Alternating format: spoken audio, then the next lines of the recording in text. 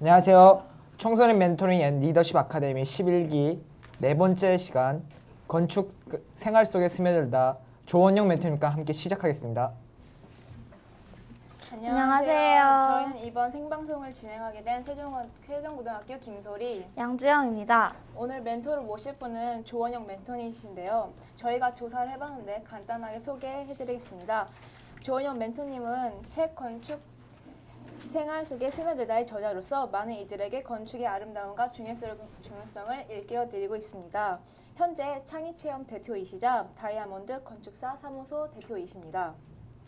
대표작으로는 수원 청솔노인복지관, 안산 상록어린이 도서관, 강남구 오르다 어린이집, 포천 영준교육문화센터, 은평 증선정보도서관, 포천 영북교육문화센터 등이 있습니다. 또 대한민국 친환경 주택 설계 공모전 최우수상 등 많은 상도 타셨습니다. 안녕하세요. 네, 안녕하세요. 반갑습니다. 저희가 멘토님에 대해서 소개를 드렸지만 간단하게 자기소개 부탁드려요. 조사를 참 많이 하셨네요. 제가 자료를 드리지 않았는데 많이 조사해 주셔서 감사하고요.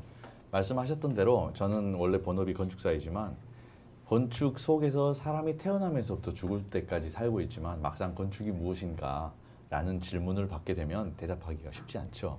그래서 건축을 어떻게 하면 조금 더 쉽게 설명할 수 있을까, 어떻게 건축을 사람들이 편안하게 느낄 수 있을까, 이렇게 생각을 하면서 제가 사람과 대중과 건축 사이를 연결시키는 건축 커뮤니케이터로 활동을 하고 있습니다. 네, 소개해 주신 대로 저는 조원용입니다. 네, 반갑습니다.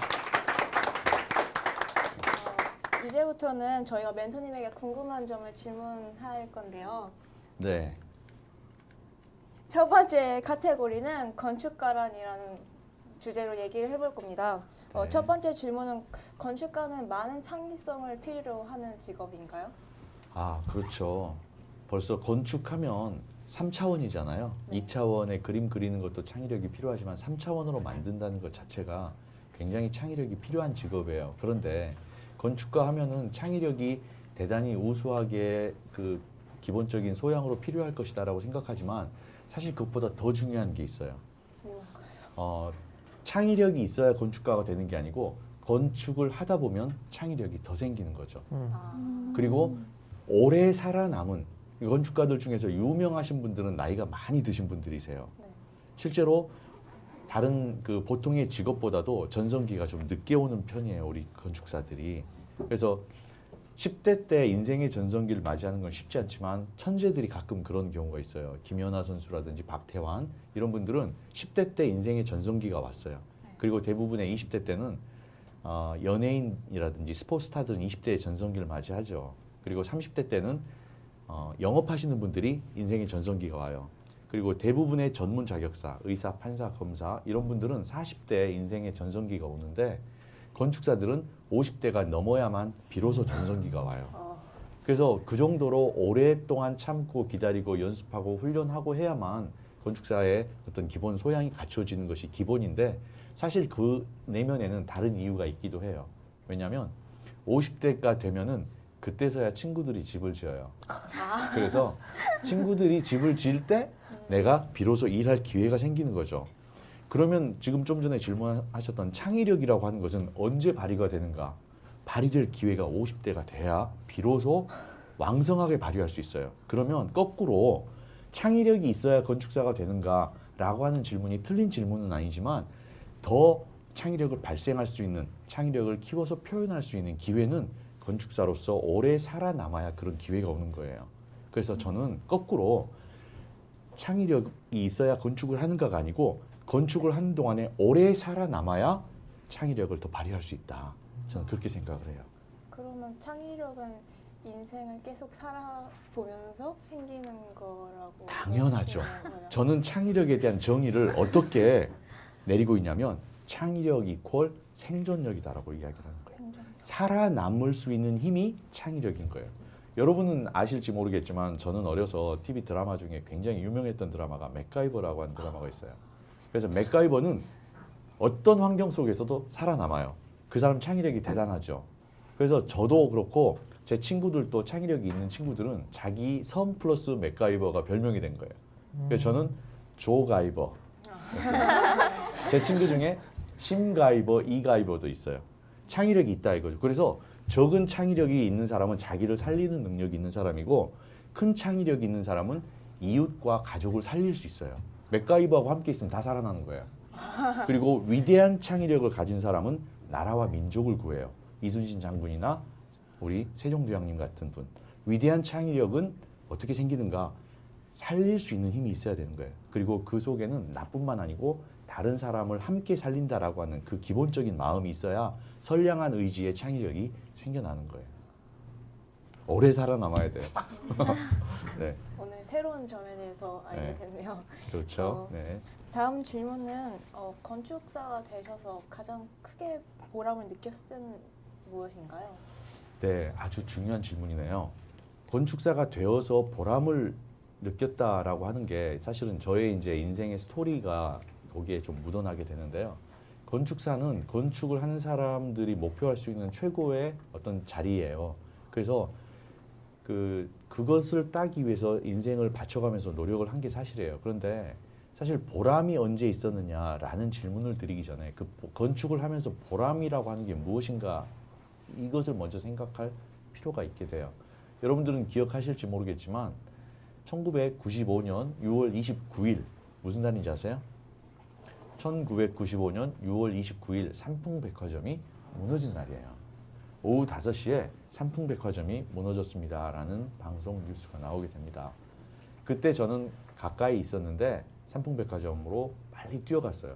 그 순간 완전히 무너져버린 그 건물의 잔해를 보면서 굉장히 혼란에 빠지게 됐어요.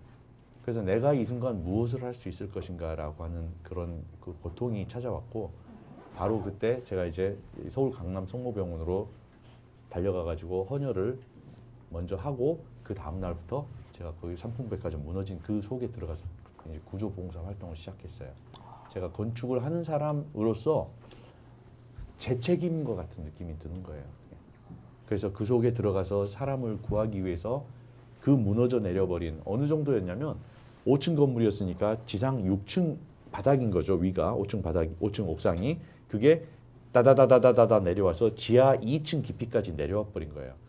6층 바닥이 지하 2층 깊이까지 내려와 버린 이 속에 어떻게 들어갔는가? 옆 건물로 들어가서 지하 3, 4층까지 내려가 가지고 이렇게 옮겨간 거예요. 그래서 그 속에서 이 무너져 내려버린 잔해 속을 기어다니면서 틈만 있으면 살아있는 사람 있으면 소리 좀 내주세요라고 그렇게 저도 울부짖으면서 다녔던 거예요.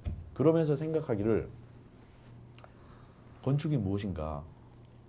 건축은 사람을 사랑하기 위해서 만들어진 것이 아니겠는가? 근데 사람을 사랑하는 마음이 없으니 오히려 건축이 사람을 죽였구나. 그때 제가 느꼈던 것은 바로 사랑의 마음으로 건축을 해야 되겠다. 나는 사람을 살리는 건축가가 되어야 되겠다라는 생각을 하게 된 거예요. 그게 저에게 인생에 있어서 철학을 갖게 했고 건축가로서 제가 살아남게 된 거죠. 그러면 건축을 하면서 가장 보람된 것이 무엇이냐? 사람을 살리는 일이라고 생각을 하는 거예요. 근데 사람을 살리겠다라고 하는 출발의 동기 없이 그냥 지어놓으면은 거기에 사는 사람들은 그 건물로 인해서 그 건물이 사랑을 해주는 것을 못 받고 오히려 건물로 인해서 피해를 받으면서 살게 되는 것이죠. 내가 건축을 함으로써 돈을 벌었다 이게 보람이 아니고 내가 설계한 집에 사람이 살면서 정말로 행복하고 만족을 느끼는 그런 삶을 살고 있구나라는 것을 느끼게 될 때 사실은 건축사 본연의 기쁨이 이제 충만해지는 그런 기분을 느끼게 되는 것입니다. 갑자기 숙연해지는 것입니다. 너무 이야기가 네, 감동적이어서 그래요. 네, 그런 것 고마워요. 같습니다. 그럼 멘토님, 건축가가 되려면 어떤 자격증이 필요한가요? 네, 이건 이제 실제적인 이야기죠. 실제로 건축사 자격을 따기 위해서는 대학에 건축학과를 진학을 해야 돼요. 저는 선생님 같은 경우는 옛날에 자격 그 제도가 바뀌기 전에 4년제 대학을 졸업하고 실무 경력 5년이 지나야만 시험 볼 자격을 줬어요. 그래서 남자 나이 30 정도 돼야만 첫 시험을 볼 수가 있어요. 왜냐하면 군대를 갔다 오고 그래야 되니까. 근데 지금은 바뀌었어요. 건축학과가 몇 년제인지 아세요? 5년? 5년제? 네, 맞아요. 우리나라의 건축학과가 5년제가 된 지 올해가 11년째예요. 오래됐어요. 건축공학과는 4년제 그대로인데 건축학과는 5년제예요. 그래서 의사가 되고 싶은 사람은 6년제 의과대학을 가는 거죠. 건축사가 되고 싶은 사람은 5년제 건축학과를 가야만 시험 볼 자격을 얻게 돼요. 그래서 그 자격을 갖기 위해서 5년제를 진학을 하는데 만약에 5년제가 아닌 다른 학과를 나온 사람들은 그럼 전혀 기회가 없나요? 있긴 있는데 좀 좁아요. 그게 뭐냐면 건축전문대학원이라고 하는 학교가 있어요. 그래서 3년제 건축전문대학원에 들어가서 거기서 그 과정을 거치고 나면은 이제 건축사 시험 볼 자격을 얻게 되죠. 요즘 법학과도 바뀌어가지고 로스쿨이라고 하는 게 생겼잖아요. 그런 것처럼 건축전문대학원을 나오면은 시험 볼 자격이 생기는데 건축사 자격 따기가 되게 어려워요. 우리나라에서 제일 어려운 시험 중에 하나예요. 왜냐하면 1년에 건축학과를 졸업하는 인원이 3,600에서 4,000명 정도 돼요. 요 이야기를 이게 들으시는 우리 시청자 청소년 여러분께서 좀 건축학과를 기피할지도 모르겠다는 생각이 드는데 3,600에서 4,000명 정도 졸업을 하는데 1년에 건축사를 몇 명 뽑는지 아세요? 300에서 500명 뽑아요. 10%가 안 되는 시험이죠. 실제로 응시는 전년도 재수생도 있기 때문에 응시는 더 많이 해요. 6,000명, 7,000명 응시를 하는 중에 300명, 400명을 뽑으니까 굉장히 적죠. 올해 2012년도죠. 2012년도 말에 425명인가 뽑았던 걸로 알고 2011년도는 300명 정도 뽑은 걸로 알아요. 그러니까 굉장히 어려운 시험이에요. 일단 건축사 자격을 시험 볼 자격을 얻는 것도 어렵지만 건축사가 되고 난 다음도 사실은 쉽지가 않아요. 그래서 어려운 직업이긴 하지만 건축사가 좋은 점이 뭐냐면 아까 이야기했죠. 전성기가 50대부터 시작하는 거예요. 남들은 그때 은퇴하는데 건축사들은 그때부터 전성기가 돼서 인생에 거의 정년퇴직 없이 끝까지 일을 하시는 거예요. 지구상에서 제일 오래된 그 나이가 많으셨던 건축사님이 얼마 전에 돌아가셨어요. 브라질에 사시는 그 건축사님이 105세로 돌아가셨어요. 그때까지 활동을 하셨던 거죠. 그 정도로 오랫동안 활동을 하는 직업이 건축사라고 하는 거죠. 궁금증이 좀 해소됐나 모르겠네요. 그럼 자격증 이외에 건축가에게 제일 중요한 거는 뭐라고 생각하시나요? 지금 제가 이야기한 것은 설계에 대한 부분이에요. 건축 중에서 설계에 대한 부분이고 건축은 크게 설계와 시공으로 이렇게 나눌 수 있어요. 실제 짓는 거죠. 짓는 것도 자격증이 있어야만 하는 일과 자격증 없이도 할 수 있는 그런 일이 있어요. 그래서 자격증이 필요한 것은 기술사라고 하는 자격이 있고 대학을 졸업하면서 기사라고 하는 자격을 딸 수 있어요. 그래서 그게 회사에 들어가면서 좀 그 인센티브가 되어지는 그런 경우가 있고 실제로 그런 자격하고는 상관없이 시공회사에서 그 시공 면허 회사가 면허만 가지고 있으면 시공을 할 수 있는 그런 길도 있어요. 이게 지금 우리나라는 사실은 완전히 양분돼 있어요. 설계 따로 시공 따로. 그런데 선생님 생각은 이 부분은 좀 문제가 있다. 저는 그렇게 생각을 해요. 건축사 자격을 가지고 오랫동안 설계를 해왔지만 실제로 집을 지어본 경험이 없어요. 그래서 많은 건축사님들이 직접 집을 지을 수가 없어요. 자기가. 또 시공만 하셨던 분들은 설계를 안 했기 때문에 자기가 직접 설계하는 것 자체가 안 돼요. 법으로도 못하게 돼 있어요. 그게. 그래서 완전히 따로인 거죠. 그래서 통합적인 그런 사고 능력과 실행 능력이 현재 부족한 거예요. 그런데 19세기에 만들어진 책을 가지고 20세기 선생님이 21세기 여러분들을 가르친다는 것 자체가 문제가 있어 보이는 거죠. 여러분이 이제 주역이 될 21세기의 이 사회에는 지금까지 배워왔었던 그 교육 과정이 완전히 바뀔 수 있어요. 그래서 저는 여러분께 건축이라고 하는 것을 지금 제가 질문을 받았지만 조금 더 넓게 통합적인 사고, 통섭적인 사고를 하는 것이 대단히 중요하다라고 이야기를 하고 싶어요. 특별히 지금 혹시 여러분 중에 문과 손 들어보실래요? 문과? 손 내리시고 이과. 예, 손 내리시고. 이과생이 더 많네요. 근데 재밌게도 고등학교에 문과, 이과가 있는 나라가 어딘지 아세요? 지구상에 두 나라밖에 없어요. 고등학교에 문과, 이과. 일본과 한국이에요.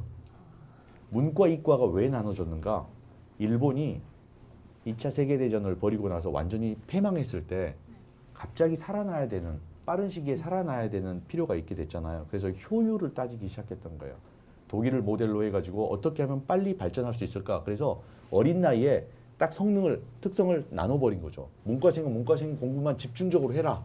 이과생은 이과생 공부만 집중적으로 해라. 이렇게 해가지고 확 살아났던 거예요. 그게 우리나라도 일본 교육제도를 배워가지고 이렇게 가게 된 거죠.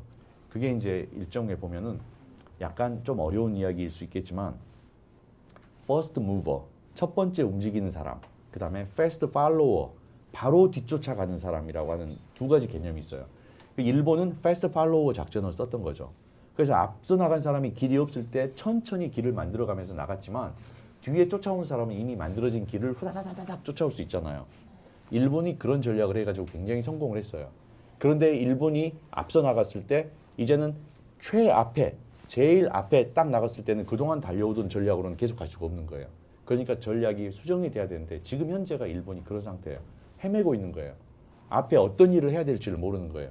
우리나라도 마찬가지. 일본보다 뒤에 출발했지만 일본보다 더 빨리 나갔잖아요, 우리는. 그래서 이제는 딱 앞서기 시작한 상황이 돼버렸어요, 지금 우리가. 그래서 일부 분야에서는 지금도 패스트 팔로우 작전으로 앞서 나간 사람을 열심히 쫓아나가는데 일부 분야는 이미 앞서 버렸어요. 그래서 제시를 해야 되는 거예요. 근데 그동안에 가지고 있던 패러다임과 사고로는 새로운 모델을 제시할 수 없는 거예요. 여러분이 지금 건축가를 모셔다 놓고 건축의 전망이 앞으로 어떻게 될 것입니까? 라고 질문을 하는 것 자체가 나중에는 의미 없는 일이 되어버리는 거예요. 왜냐? 이런 직업 자체가 그대로 21세기 10년 뒤에도 살아남을 수 있다라고 보장을 못하기 때문이에요. 오히려 저는 여러분한테 제시를 거꾸로 하는 거예요. 여러분이 길을 만들어야 됩니다. 우리 같은 사람이 만들어 놓은 이 길에서 여러분의 사고, 통합적 사고, 문과 이과가 앞으로는 폐지돼요. 언젠가 될지는 모르지만 폐지될 수밖에 없어요. 그 문과 이과는 패스트 팔로우 작전인데 퍼스트 무버로 전략을 바꾸는 순간 이건 아무런 의미가 없어지는 거니까. 그 시기가 여러분한테는 해당되지 않겠지만 여러분의 동생 뻘들부터는 해당이 될 수가 있는 거예요. 그때 여러분이 이미 사회에 나와서 뭔가를 하고 있을 때인데 그때 시스템이 바뀌었을 때 그런 전략이나 작전 없이 흐르는 대로 트렌드대로 따라가려고 하면은 뿌리를 내릴 수가 없다라고 하는 거죠. 그래서 제가 건축가의 그 삶에 대해서는 이야기해 줄 수 있지만 건축에 대한 방향이 이것이 맞습니다라고 이야기하는 것은 대단히 바람직스럽지 않은 일이 되어버리는 거예요. 무슨 말인지 이해되시죠? 그래서 오늘 사실 건축에 대한 이야기를 하면서도 포괄적으로 문과 이과를 섭렵하는 능력이 대단히 중요하다라는 이야기를 제가 드리고 싶은 거예요.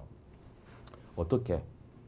그게 바로 두 가지 방법이 있는데 독서와 여행이에요.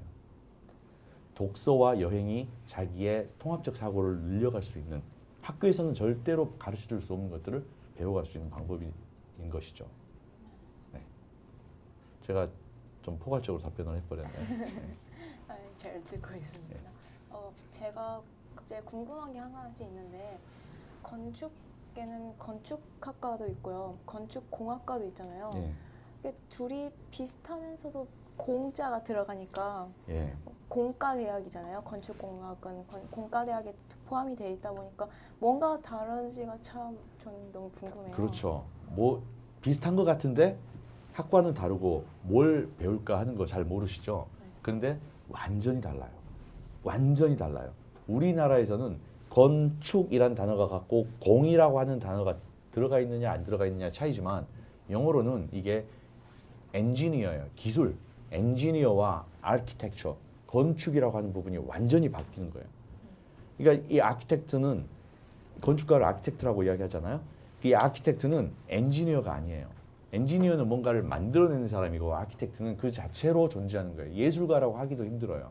아키텍트는 아키텍트일 뿐이에요.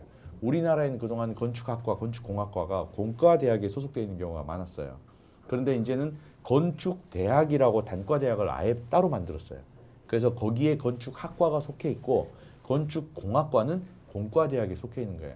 그러니까 뚝딱거리고 만드는 일은 공학과고 그걸 할 수 있도록 디자인하는 것은 건축학과다. 이렇게 생각하면은 일단은 접근이 될 수 있을 것 같아요. 근데 실제로 하는 일은 비슷한 완성품을 만들기 위한 그 과정이지만 이 과정의 프로세스는 상당히 다르다라고 하는 거죠. 그렇지만 서로를 이해해야 되기 때문에 그려내는 것을 못 만들 것을 만화처럼 그리면 의미가 없어요. 그래서 공학을 일부 배우고 또 그려준 도면을 공학과에서는 못 읽으면 안 되기 때문에 읽어낼 수 있는 정도의 커뮤니케이션 능력은 또 배우고 하는 그런 정도의 교집합이 있는 정도죠. 잘 네. 두 번째 카테고리는 창의 체험이라는 카테고리를 네, 네. 하고 싶습니다. 멘토님은 창의 체험 대표 이사이시잖아요. 예. 창의 체험을 만드신 계기가 무엇인지 궁금합니다. 창의 체험은 제 이제 회사의 이름이기도 하면서 또 창의적 체험 활동의 줄임말이기도 해요.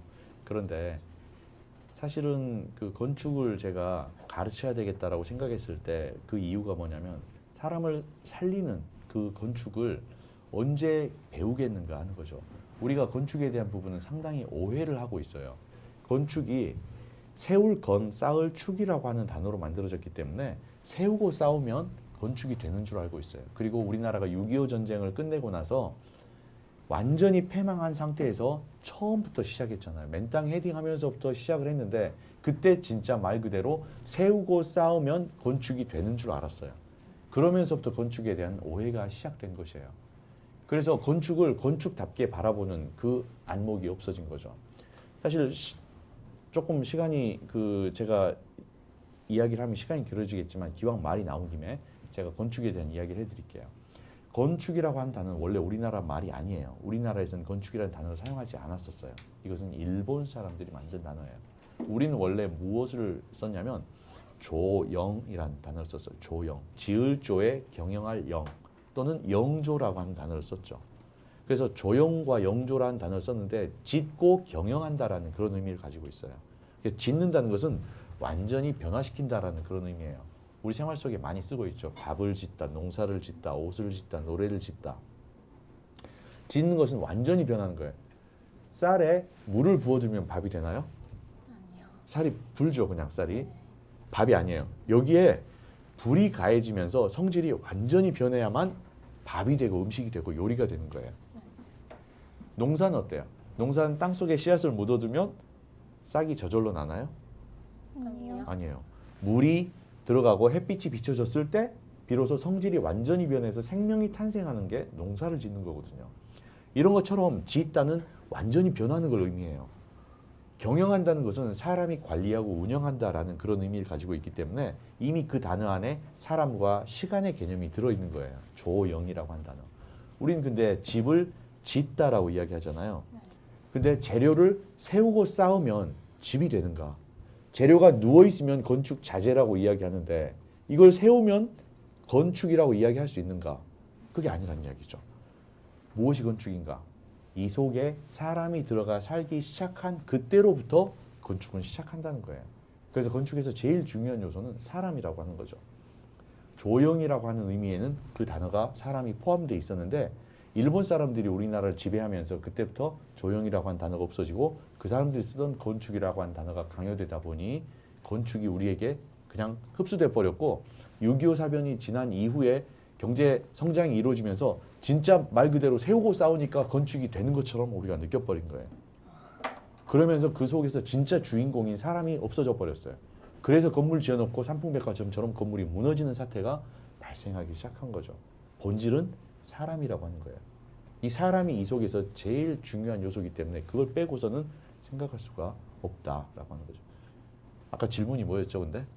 이야기하다 완전히 엄원대로 갔어요. 창의 체험을 만드신 계기.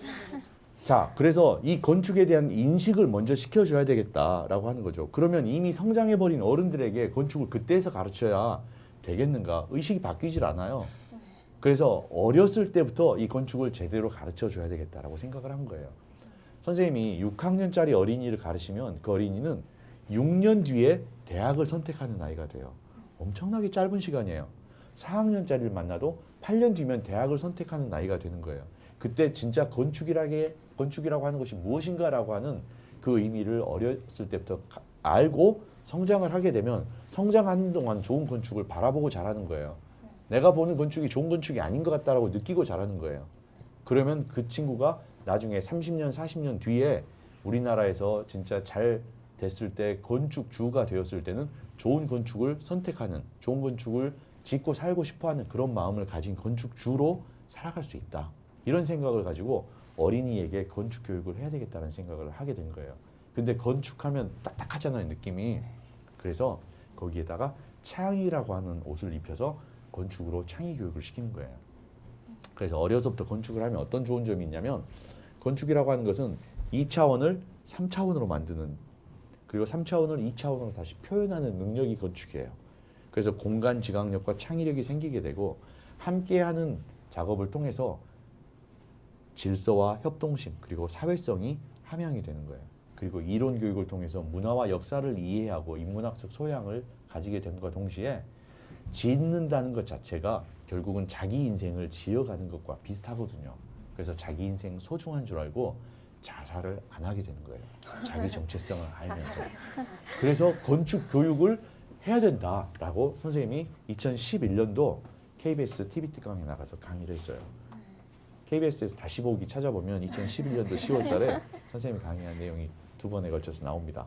자, 그런데 놀라운 일이 벌어졌어요. 무슨 일이냐? 아직은 방송으로 이걸 공개해야 될지 안 해야 될지 모를 일이겠지만 그래도 좋은 일이니까 이야기할게요. 작년 10월 달, 2012년도 10월 달에 무슨 일이 벌어졌냐면 국토해양부에서 초등학생을 위한 건축 교과서를 만들기로 결정을 한 거예요. 정식으로 건축이라고 하는 과목이 만들어지는 거예요. 선생님도 그 건축 교과서의 저자로 지금 참여하고 있어요. 멋지세요. 이것은 우리나라를 위해서 너무 좋은 거예요. 지금 조금 전에 이야기했던 대로 그런 의미가 어린이들에게 배양이 되고 함양이 되고 교육의 기회가 생긴다면 보는 수준이 완전히 달라져요. 그러면 우리나라가 앞으로 30년, 40년 뒤가 되면은 세계 최고의 건축 문화 선진국이 되는 거예요. 건축은 우리만 잘 살자고 당대에 지어서는 안 되는 거예요. 문화유산이 돼서 후손들에게 남겨줘야 되는 거거든요. 네. 맞습니다. 네. 자살 방지까지. 아, 그럼요. 인성 교육이 되죠. 선생님 인성 좋아 보이지 않아요? 네. 네. 아, 질문을 서로 미루고 계시네. 세 번째 카테고리로 건축, 생활 속에 스며들다 시작하겠습니다. 네. 바로 이 책입니다. 이 책이 아, 고맙습니다. 9년 동안 지으신 책이네요. 9년 동안이나. 네. 네. 뭐 제 이야기 한번 해볼까요? 질문하실래요? 네, 한번 들어. 네, 그냥 제가 들어보고 편안하게 싶어서. 이야기해 볼게요. 건축 생활 속에 스며들다라고 하는 이 책은 2010년도 이제 말에 나왔어요. 그런데 이 책은 지금 말씀하신 대로 9년 동안 썼어요. 9년 동안 썼다, 9년 만에 책이 나와서 9년 동안 준비해서 나왔다는 그런 의미는 아니고 하다 보니 9년이 걸린 건데 아까 제가 삼풍백화점의 경험이 저한테는 너무 충격적이었어요. 그래서 많은 사람들이 건축을 어떻게 하면 좀 쉽게 이해할 수 있을까라고 하는 그 생각을 갖게 됐어요. 사실 건축에 대한 책들이 많이 나와 있긴 하지만 좀 어려워요. 저희 같은 전문가가 보기에도 어려운 말이 많이 쓰여 있고 해서 때로는 읽다가 덮어버리곤 해요. 그런데 평생을 건축 안에 살면서 건축이 무엇인지 알아야 될 대중은 과연 이 책을 이해할 수 있을까 이런 생각은 제가 많이 했었거든요. 그래서 그 너무 어려운 책이니까 대중이 이해할 수 있는, 특별히 선생님이 생각하고 있는 청소년이 쉽게 이해할 수 있는 책을 좀 써야 되겠다 해서 글을 평소에 생활 속에 일어나는 일들을 모아가지고 쓰기 시작했어요. 그래서 이 책을 모아서 드디어 책을 낼 수 있는 계기가 2010년도에 이제 그 계기가 왔어요. 그래서 간행물윤리위원회에서 이 책이 우수 도서로 선정이 돼가지고 이제 책이 나오게 됐고, 그래서 상금도 받고 출판 지원금도 받고 해가지고 그 돈으로 제가 책을 이렇게 냈어요. 그래서 이 책이 사실 청소년들을 제가 아끼는 마음도 있고 해서 마지막 챕터에 청소년 건축가의 꿈을 키우자라고 했어요. 근데 이 건축가라고 하는 의미는 전 두 가지를 쓰고 있어요. 하나는 저처럼 전문적으로 일을 하는 건축사가 되는 거고, 또 하나는 자기의 집을 짓고 사는 건축주로서의 건축을 잘 아는 사람이라고 하는 그런 의미가 이 안에 담겨 있어요. 그래서 좀 포괄적이긴 하지만 건축을 알아야 건축을 잘 이용할 수 있지 않겠어요? 남이 지어준 대로 그냥 맞춰서 사는 게 아니고 나에게 꼭 맞는 집을 내가 좀 지어서 살고 싶다라는 그런 마음을 가지면 좋지 않겠나, 그런 생각을 갖고 쓴 책입니다. 그러면 지금 멘토님께서 이런 책도 쓸 정도로 멋있는 건축가이시잖아요. 근데 만약에 건축가가 안 되셨다면 지금 어떻게 계실지. 아, 네. 저는 제 어려서 꿈이 있었어요. 어려서 화가도 되고 싶었고 의사도 되고 싶었고 이런 꿈들이 있었어요. 계속 바뀌더라고요. 그런데 가장 어렸을 적 꿈이 있었어요. 가장 어렸을 적 꿈. 그 꿈은 초등학교 2학년 때였던 것으로 기억이 나요. 그때 선생님이 하셨던 말씀이 있어요. 네가 하고 싶어 하는 것을 하는 게 제일 좋은 꿈이다라고 이야기를 하셨어요. 그때 초등학교 2학년 나이에 내가 무엇을 제일 하고 싶지? 라고 생각을 했을 때 저는 목수라고 썼어요. 목수. 왜? 저희 집 옆에 목공소가 있었거든요.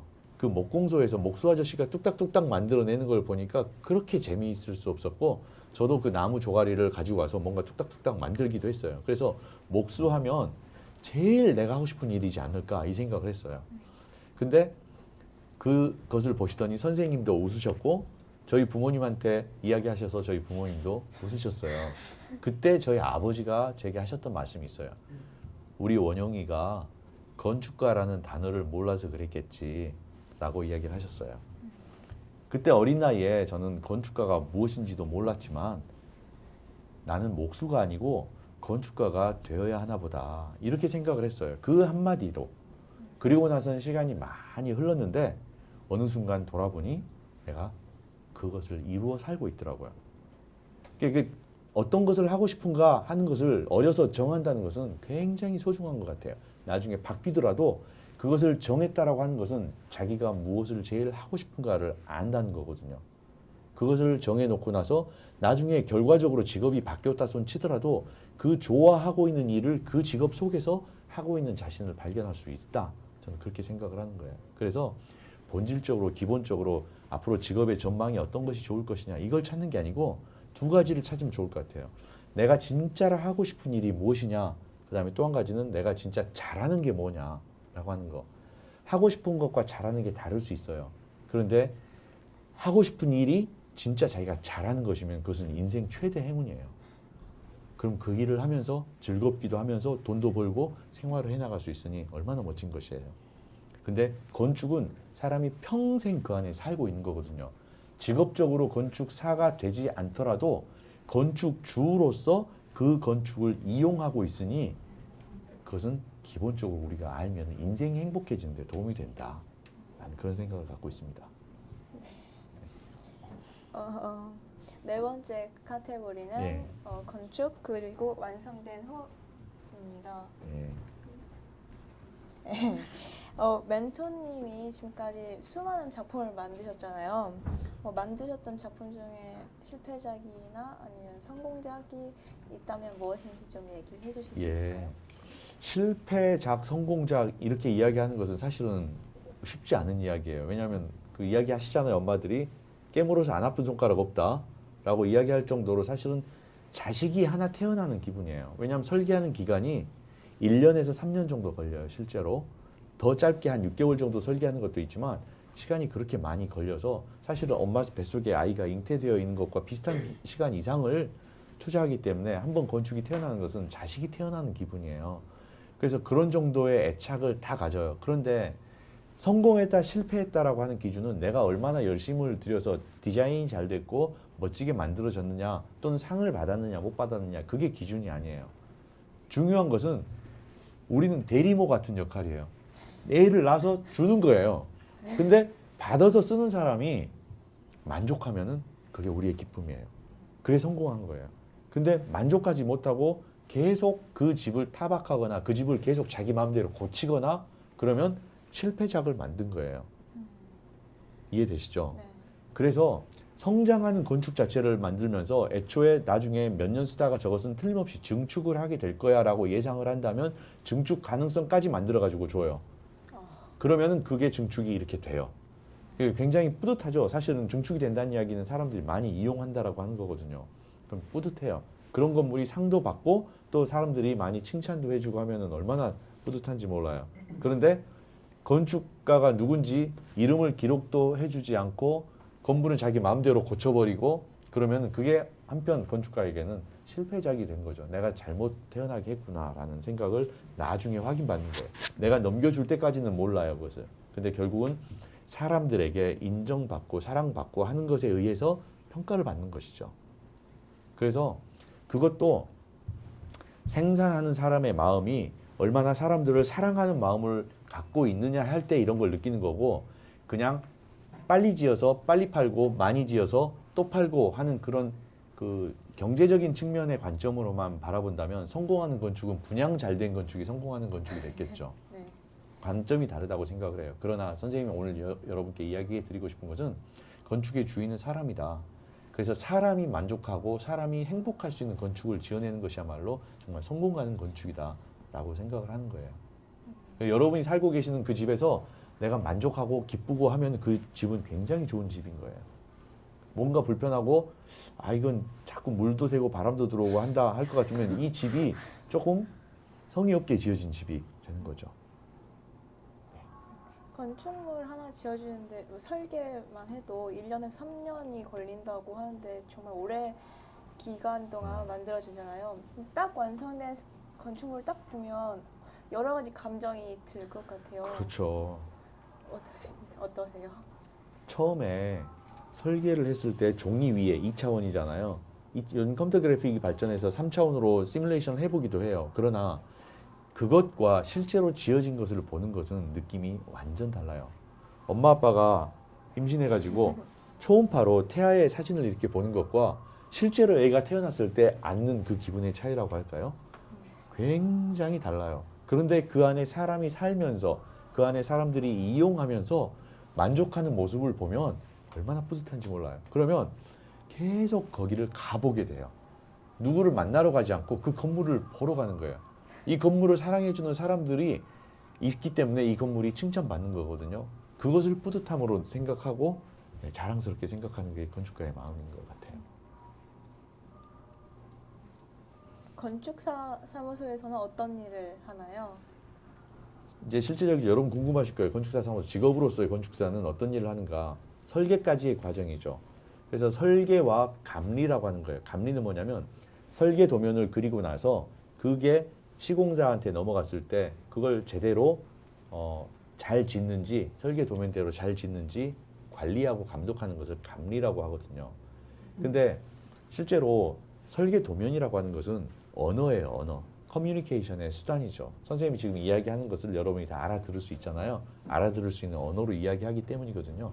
도면도 언어예요. 그래서 만약에 아주 작은 건물 같으면은 자기가 직접 일꾼들 몇 사람 데리고 여기는 몇 미터, 여기는 몇 미터 해서 가르쳐주면서 일을 할 수 있어요. 그땐 도면이 필요 없을 수도 있어요. 자기 머릿속에 있는 것을 해나가면 되니까. 근데 건물이 점점 커지잖아요. 그럼 혼자서 쫓아다니면서 다 이야기해 줄 수 없죠. 그래서 내 말을 여기 담아가지고 카세트 녹음기에 담아가지고 mp3에 담아가지고 그 사람들이 들어가면서 일을 할 수 있게끔 하는 거예요. 근데 그것은 실체가 없잖아요. 그러니까 다른 방법으로 말을 하는 거예요. 그게 그림을 그리는 거죠. 그 그림이 도면이라고 하는 거예요. 그래서 가로는 6m, 세로는 12m로 해라 라고 말하는 대신 가로, 세로 12m라고 거기에 쓴 그 도면을 가지고 언어를 대신하는 거예요. 그게 설계 도면이거든요. 그래서 그 언어를 만드는 작업, 그걸 가지고 일종의 소설 한 편을 써내는 것이 설계사무소에서 하는 일이에요. 그리고 그 소설을 읽어가면서 지어가는 것이 시공회사에서 하는 일이고, 제대로 짓는가 봐라. 자, 나는 가로를 6m, 세로를 12m 했는데 가로를 5m만 잘못해가지고 5m만 만들 수도 있잖아요. 잘못 읽으면 그것을 이건 잘못했으니까 제대로 6m 해라 라고 하는 것이 감리라고 하는 거예요. 그 일을, 그러니까 설계와 감리를 건축사 사무소에서 하는 거고, 그 총괄 책임을 건축사가 짊어지고 있고 그 건축사를 도와주는 직원들이 여럿 있잖아요. 이분들과 함께 그 일을 해나가는 거예요.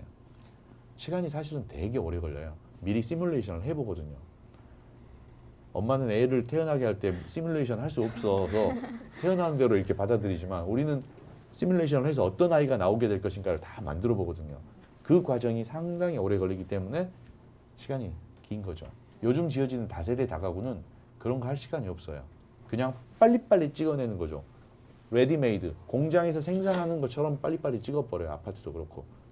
그러니까 얼굴 안 봐도 어떻게 생길지 다 알게 되는 거예요. 이것은 거기에 맞춰져서 우리의 삶이 만들어져 가는 거죠. 획일화되어 가는. 그런 건축은 사실은 바람직한 건축이라고 볼 수가 없어요. 그럼 5번째 카테고리 설계인데요. 우리나라에 많이 도입되었으면 하는 다른 나라의 설계법이 있으신가요? 설계 지금 말씀하신 것은 그 외국은 많이 발전해 있고 우리가 좀 뒤처져 있다라고 하는 의미가 있을 수도 있고 또는 몰라서 그렇게 질문할 수도 있고 하는 거예요. 사실은 지금 현재 지어지고 있는 방식 자체가 전부 양옥이죠. 양옥. 우리 전통 한옥을 짓는 방식이 아니죠. 그러니까 당연히 외국보다 뒤처져 있다라고 느낄 수 있어요.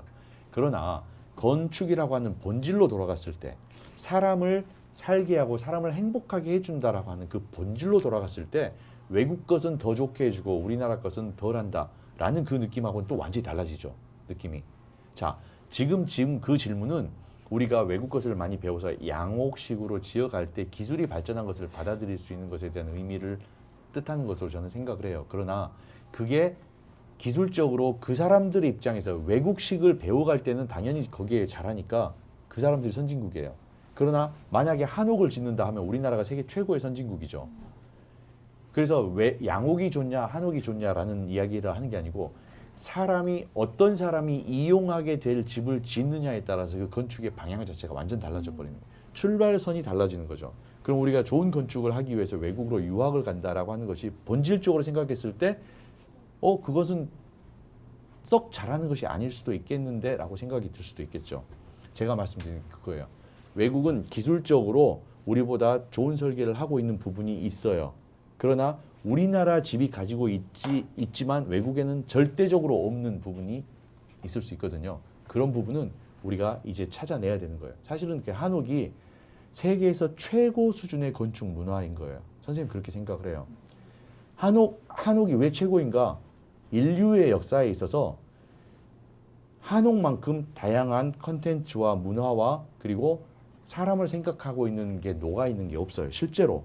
오늘은 제가 시간이 없어서 다 이야기를 못 해드려요. 제 책에 있으니까 그걸 한번 읽어보시면 될 것 같아요. 그런데 분명한 건 뭐냐면 세계 4대 근대 건축의 4대 거장 중에 한 사람인 미국의 프랭크 로이드 라이트가 한 이야기가 있어요. 그 뭐냐? 한국인의 난방 방식, 온돌은 세계 최고의 난방 방식이다. 발을 따뜻하게 해주는 것이야말로 가장 효율적인 난방이기 때문이다라고 세계 최고의 근대 건축가가 이야기한 것이 바로 한옥이에요. 그래서 우리는 19세기 집에 21세기 사람이 살기가 어렵습니다. 그래서 한옥이 다 좋다 이렇게 이야기하는 게 아니에요. 한옥이 가지고 있는 굉장히 좋은 컨셉과 개념이 있어요. 그 개념을 21세기화해서 우리의 건축을 만들어 놓고 우리의 건축을 수출해야 되는 거예요. 외국 사람들한테. 저는 거기에 목표가 있어요. 그래서 우리 어린이들에게 좋은 건축이라고 하는 것이 이런 것이다 라고 했을 때 우리 한옥은 이런 개념을 가지고 있다. 이건 세계 어디에도 이런 부분은 없다. 제가 아까 문과 이과를 이렇게 복합적으로 통섭한다. 요즘 영어로는 콜라보레이션이라고 하죠. 기후를 콜라보레이션 하고 있는 주거 문화는 지구상의 대한민국의 한옥밖에 없어요. 여름형 주거의 특징인 마루와 겨울형 주거의 특징인 온돌, 난방장치죠. 그것을 한 바닥에서 쓰고 있는 주거는 지구상의 한옥밖에 없어요. 춥든지 덥든지 문화예요. 근데 우리가 외국 기술이 발달했다라고 하는 건 주로 춥든지 쪽이에요. 그쪽 기술이 덜 춥게 할 수 있는 방법은 우리보다 앞서 있어요. 그러나 이 콜라보레이션을 할 수 있는 통섭적인 능력을 갖고 있는 건축의 문화는 지구상에 우리밖에 없다는 거죠. 우리가 그런 부분에 충분하게 자부심을 가질 수 있어요. 그런데 우리 스스로 우리 걸 몰라서 쭈뼛쭈뼛 하는 경우가 생긴단 말이죠. 제가 그런 부분을 여러분과 많은 대중에게 커뮤니케이션을 하고 있는 거예요. 건축 커뮤니케이터로서 우리의 건축이 우수합니다라는 이야기. 그래서 어린 여러분들은 우리 건축이 얼마나 더 우수한가를 오히려 잘 배워서 접목시켜서 다시 수출을 해야 될 필요가 있다. 이렇게 이야기합니다.